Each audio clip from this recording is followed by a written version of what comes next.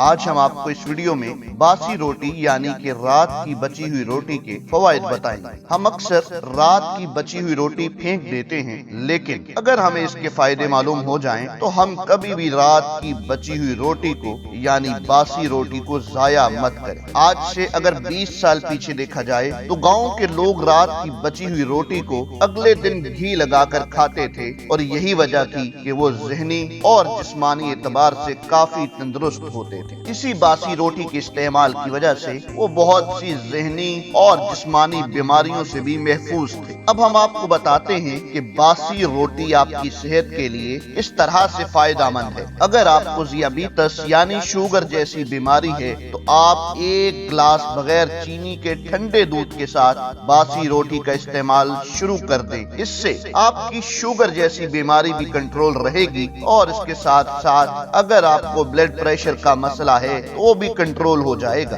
لیکن یاد رہے کہ باسی روٹی کا استعمال ٹھنڈے دودھ کے ساتھ ہی کرنا ہے۔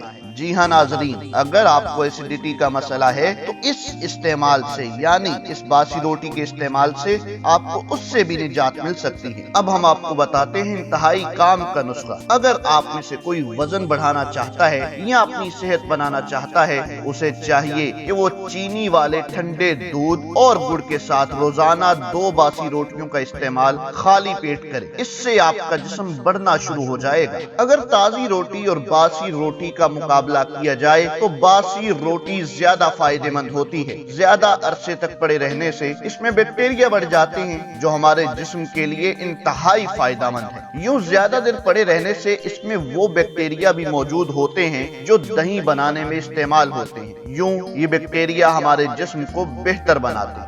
لیکن دوستو، باسی روٹی سے متعلق ایک بات کا دھیان ضرور رکھیں، وہ یہ کہ آپ صبح کی روٹی شام کو اور شام کی روٹی صبح میں کھا سکتے ہیں۔ باسی روٹی سے مراد یہ ہرگز نہیں ہے کہ آپ 3 دن پرانی پڑی ہوئی روٹی کھا لیں۔ صرف ایک ٹائم پرانی روٹی کھا سکتے ہیں، اور یہی آپ کی صحت کے لیے فائدہ مند ہے۔ ناظرین، اناج کو ضائع کرنے سے بہتر ہے کہ اس سے فائدہ اٹھائیں اور اپنی صحت بنائیں۔